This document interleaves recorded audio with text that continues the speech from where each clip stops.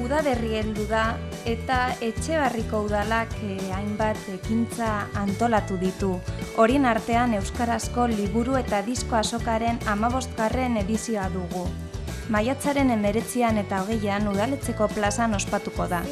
Helburua, etxebarritarrei egungo euskarazko eta euskal produkzioa erakutsi eta ezagutaraztea da. Bertan liburuak, aldizkariak, musika, multimedia materiala, jolasak eta bestelako produktuak salgai izango dira. Aipatzekoa da elkartasunaren aldeko apostua.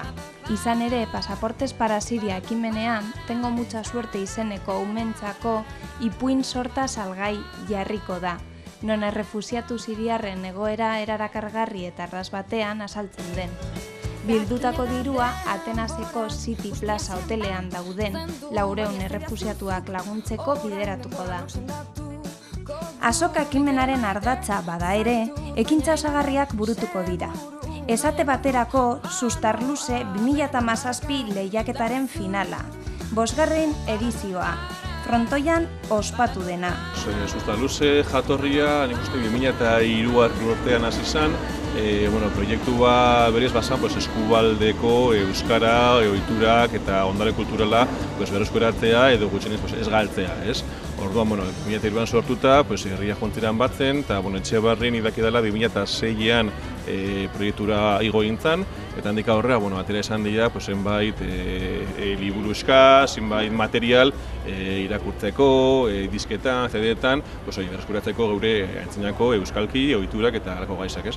Eta, Sustarluze gero sortu zen uste, 2011an jolas bezala, eta orduan, eskatu zitzaien, hobetu zitzaien ikastetxeei, euren ikaslegoarekin lantzeko, eta orduan sortu zen joko interaktibo bat web horrian dagoela, gaina edonor parte hartu ezakena bere etxetik, sustarluze.com da web horria, eta orduan arkazu jolasteko aukera. Orduan ikastetxekin egiten dena da, urtez urtero egiten da finala. Orduan neurek ikasturtean algiretan landu egiten dituzte materialak, badira behartxo materialak, hitz toponimikoak, leku izenak, esamoldeak, argazkiak edo, eta bakoitzak aukeratzen du maila bakoitzeko finalista bat, eta aurten izan ditugu bai IES-eko, DBH-eko ikaslegoa eta Gugukega ikastetxeko ILH-eko ikaslegotik, 5., 6. mailako eta DBH lehenengo kategoriako mailako, bakoitzetik finalista bikote bat, eta gaur dakago hemen finala.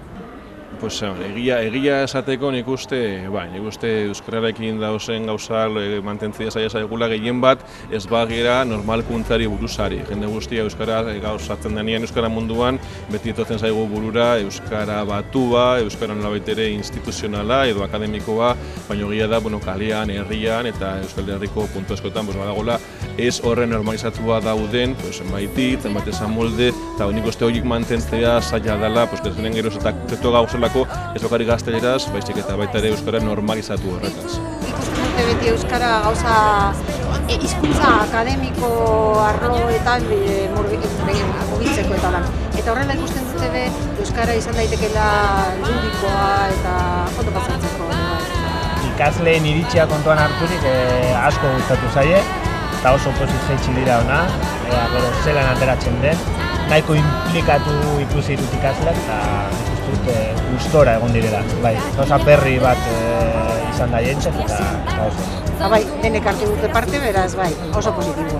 Nik animatuko nuke jendia etortzea, gehien bat, familia, zergatik familia, geure honen asmo nagusiena euskara sustatzea, euskara berreskuratzea edo badanez, familia kometxikiak izan da, horiek izango direlako etorkizuneko euskararen lekuko hartu hartzenak, ez? Orduan eure ezagotarazteko zein da euskararekin lotuta dituzten aukera guztiak, irakurketa aldetik, musika aldetik, eta lekukoa unbiek hartu esaten, familiak etortzea oso ondo dago. Beraz, larunbatean aire zabalean disfrutatu nahi baduzue eta Bilbotik ez baduzue atera nahi, aukera bikaina duzue.